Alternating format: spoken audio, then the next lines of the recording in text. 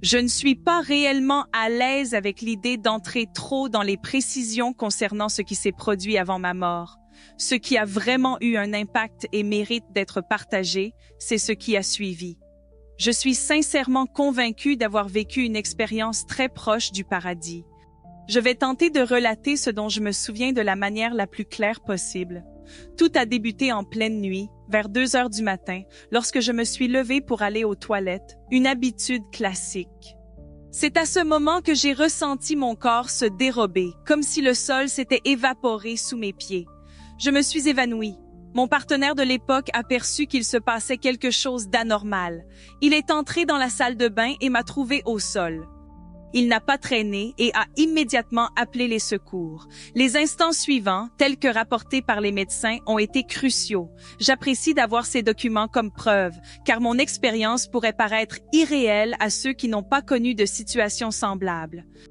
Les enregistrements de l'hôpital en Caroline du Nord indiquent que j'étais dans un état de coma, mais ce qui est particulièrement frappant, c'est que j'étais cliniquement morte pendant environ 14 minutes.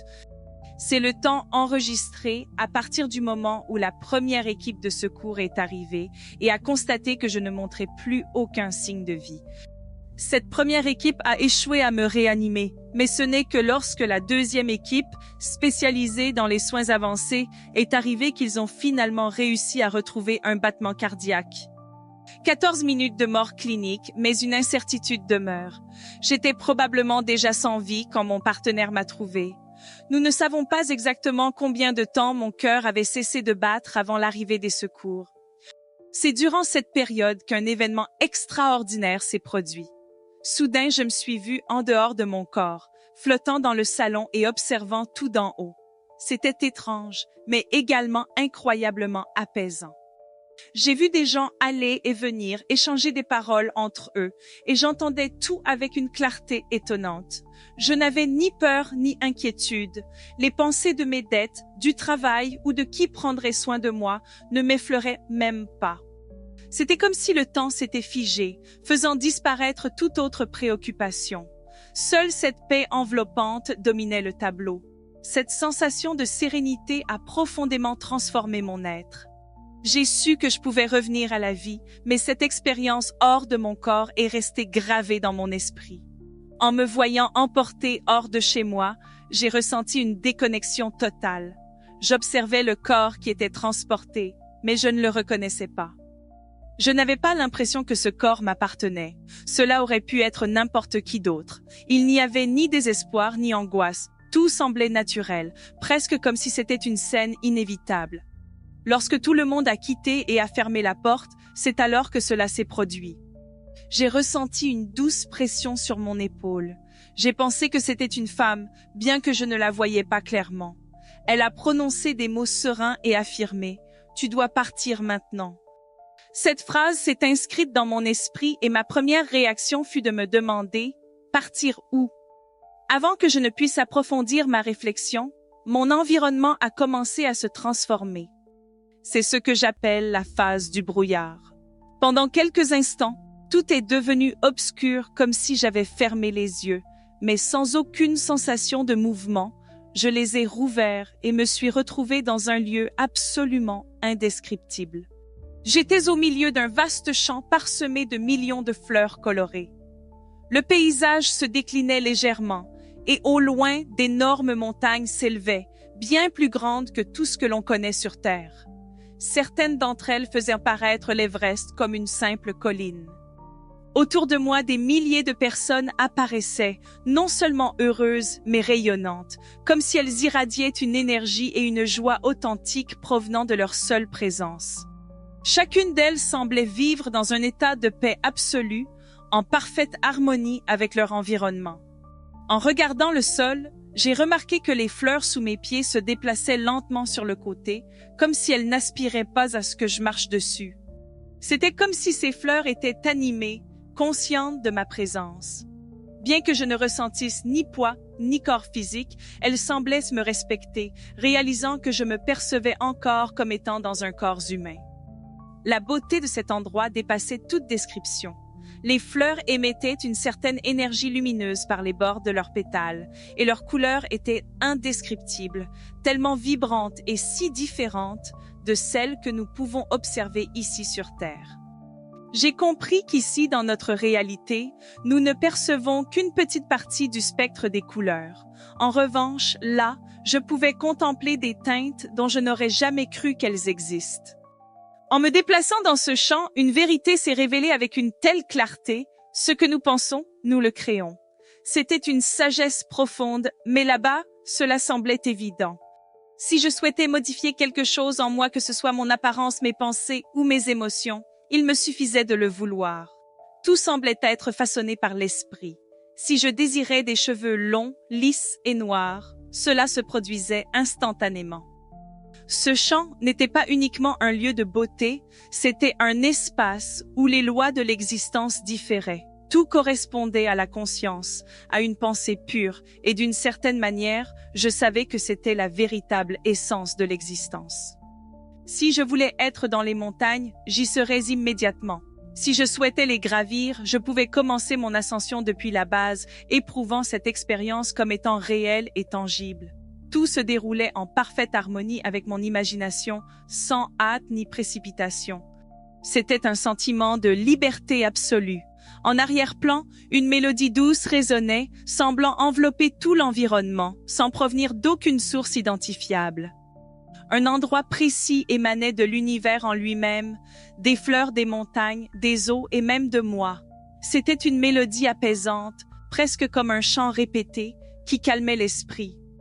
Ce qui était le plus incroyable, c'est que si je ne souhaitais plus entendre cette musique, il me suffisait de la modifier. Je pouvais composer une nouvelle mélodie, comme si j'avais accès à une playlist illimitée de ce que mon esprit désirait écouter. J'ai emprunté un chemin pavé qui semblait infini. J'ai exploré des vallées embrumées, des lacs d'une clarté cristalline et des rivières paisibles. Le paysage évoluait avec chaque pas que je faisais. J'ai escaladé des montagnes majestueuses et en redescendant, je suis arrivé dans une ville d'une beauté indescriptible. C'était une métropole gigantesque, avec des structures s'élevant à des milliers de mètres dans le ciel. Là-bas, des édifices semblaient être faits d'énergie, donnant l'impression que la matière elle-même était vivante et vibrant de lumière. Les buildings étaient constitués de briques imposantes, mais il n'y avait pas d'ascenseur à l'intérieur, bien que cela ne fût pas nécessaire. Ceux souhaitant atteindre d'autres niveaux pouvaient simplement penser à leur destination et en un instant, ils s'y retrouvaient. Pourtant, des escaliers étaient présents. Et j'ai compris qu'ils étaient destinés à ceux qui voulaient savourer le voyage en grimpant marche après marche. Cet endroit respectait le libre arbitre et le choix. Tout était possible. Il semblait que le concept même de limitation n'avait pas de place. L'idée d'effort ou d'impossibilité se dissipait simplement. C'était un monde où les pensées façonnaient la réalité instantanément. J'ai perdu toute notion du temps que j'y ai passé. Peut-être 1 an et demi, peut-être davantage. Le temps n'avait pas de signification comme sur Terre. C'était comme si chaque moment était à la fois éternel et fugace. Espressione di pienezza, non c'era paura né ansia, né alcuna sensazione di perdita, solo la consapevolezza che ciò che pensiamo è ciò che siamo e ciò che siamo lo creiamo. Il tempo in quel luogo sembrava non esistere come lo conosciamo. Ho vissuto, interagito e osservato talmente tanto che sembrava un'eternità. Puis tout à coup, j'ai averti une douce sensation sur mon épaule. Instinctivement, je me suis tournée pour regarder, mais je n'ai vu personne. Eppure sapevo che era una donna. La sua presenza era percepibile in un modo indescrivibile, come una sensazione profonda che trascendeva la vista. Era come se mi guidasse attraverso la consapevolezza.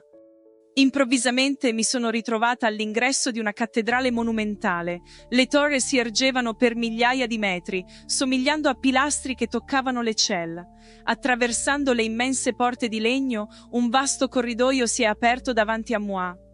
Ai lati c'erano enormi panche, ognuna di circa 10 metri, scolpite da un unico blocco di legno. Le pavimento sembrava di granito dorato, con blocchi giganteschi di oltre 18 metri, lucidi e riflettenti la dolce luce che emanava dai vetri colorati. Questi ultimi erano incredibilmente alti, estendendosi fino a dove i miei occhi potevano arrivare, proiettando colori vividi nell'ambiente e creando un gioco di luce che sembrava danzare nell'aria. Camminavo lentamente, incantata dalla grandiosità di questa architettura viva. Chaque détail semblait chargé d'un dessin sacré, une pure expression de énergie. Quand je suis arrivée à la fin du couloir, j'ai été accueillie par 3 figures imposantes. Ce n'étaient pas des êtres physiques comme nous les connaissons, mais des entités de pure énergie. Les chameux, leur présence irradiait une force indescriptible et leurs énergies se mouvaient à spirale, se déplaçant simultanément dans des directions opposées. Sembrava une danse de luce che emanava dal pavimento, risalendo verso le leurs têtes comme un elmo rovesciato. Sensation de solidité, l'atmosphère était paisible, presque éthérée, mais d'un silence profond. C'est à ce moment-là que j'ai aperçu une figure au loin. Quelqu'un avançait lentement vers moi. À chaque pas, l'image de cette personne devenait plus claire jusqu'à ce qu'elle parvienne près de moi. J'ai vu un visage tranquille, empreint de sagesse. Sans aucune formalité ni hésitation, cette personne m'a dit « Linda, tu ne devrais pas être ici, tu dois retourner sur Terre. » Ces mots m'ont profondément marqué, comme un ordre doux mais indiscutable. Je n'ai pas questionné, je n'ai pas cherché à comprendre pourquoi. D'une certaine manière, j'ai su que mon temps là-bas était révolu. L'instant suivant est devenu flou, et tout ce dont je me souviens ensuite, c'est de me réveiller à l'hôpital. L'environnement avait totalement changé, rempli de machines et de mouvements pressés. J'ai ressenti les médecins retirer les tubes de ma gorge alors que je prenais lentement conscience. Ouvrir les yeux dans cet hôpital, c'était comme renaître. Tout était confus au début, les lumières brillaient intensément. Mon corps semblait fragile, et pendant quelques instants, le simple fait de respirer paraissait étrange. J'entendais des voix autour de moi, des médecins et des infirmiers qui discutaient de mon état, vérifiant mes signes vitaux tandis qu'ils se débattaient avec les tubes de ma gorge. Une pensée claire m'est alors venue à l'esprit. Je suis revenue. La guérison a été lente mais pleine de signification. Chaque petite avancée, bouger les doigts, parler, même s'asseoir sur le lit, était une victoire. Pendant ce temps, mon esprit était en paix, sachant que j'étais revenue avec un but plus significatif. L'expérience que j'ai vécue m'a appris à apprécier la valeur de la vie et les petites choses souvent inexploitées. J'ai réalisé à quel point être en vie est un cadeau et j'étais bien déterminée à honorer cela. Quelques jours plus tard, les médecins m'ont donné mon congé. Mon partenaire était là, m'attendant avec des larmes aux yeux, mais l'atmosphère était empreinte de tranquillité, presque éthérée, mais d'un silence profond. C'est alors que j'ai remarqué une silhouette au loin, une personne avançant lentement vers moi. À chaque pas, l'image de cette personne se précisait. Quand elle est enfin arrivée à ma hauteur, j'ai pu distinguer un visage apaisé et plein de sagesse. Sans cérémonie ni hésitation, elle s'est adressée à moi en disant « Linda, tu ne devrais pas être ici. Tu dois retourner sur Terre d'où tu viens. » Ces paroles m'ont profondément marquée, comme un ordre à la fois doux et incontestable. Je n'ai eu aucun doute, aucune question à poser. D'une certaine manière, j'ai saisi que mon séjour là-bas était arrivé à son terme. L'instant suivant est devenu flou, et tout ce dont je garde mémoire, c'est d'avoir ouvert les yeux à l'hôpital. L'environnement était radicalement différent, rempli de machines et de personnes pressées. J'ai ressenti les médecins en train de retirer les tubes de ma gorge, tandis que je reprenais lentement conscience. Ouvrir les yeux dans cet hôpital ressemblait à une renaissance. Tout semblait confus au départ, les lumières brillaient intensément et mon corps paraissait fragile.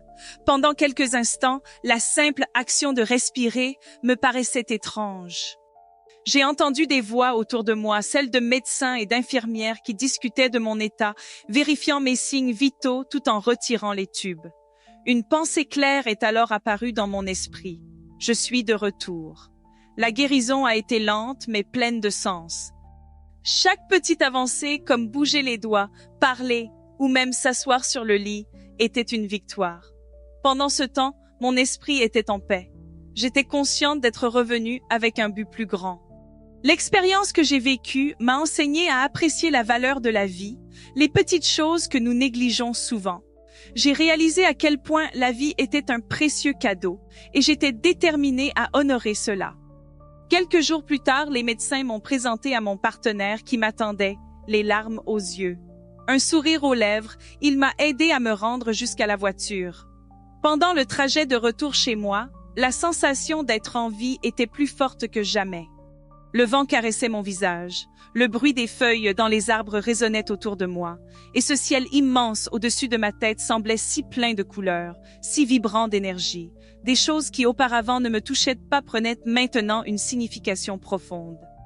Quand je suis finalement rentrée chez moi, j'ai été submergée d'émotions en passant la porte d'entrée. Cet endroit, qui n'était qu'un élément de ma routine quotidienne auparavant, me paraissait désormais être un véritable sanctuaire. Je me suis installée sur le canapé et j'ai pris une grande respiration. La paix que j'avais éprouvée durant mon voyage était toujours présente, mais à ce moment-là, je savais que le vrai miracle résidait dans le fait de vivre chaque instant avec pleine conscience, gratitude et intention. Aujourd'hui, je souhaite partager ce message avec le maximum de personnes possible. Peu importe à quel point la vie peut parfois sembler difficile ou sombre, il y a toujours un moyen de retrouver la lumière. Mon expérience m'a fait comprendre que nous ne sommes jamais seuls. L'amour de Dieu qui nous entoure est bien plus grand que ce que nous pouvons imaginer.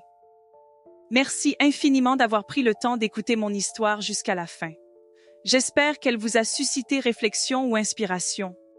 La vie est vraiment un précieux cadeau et chaque instant mérite d'être chéri. Si ce message a résonné en vous, n'hésitez pas à laisser un commentaire et à partager vos pensées. N'oubliez pas de mettre un « j'aime », de vous abonner à la chaîne et d'activer la cloche pour ne rien manquer des prochaines nouveautés. Partagez cette histoire avec quelqu'un qui pourrait en trouver de l'inspiration ou de l'espoir. Ensemble, nous avons le pouvoir d'apporter lumière, motivation et transformation dans des vies. Merci beaucoup d'être ici avec moi et on se retrouve dans la prochaine vidéo. À bientôt.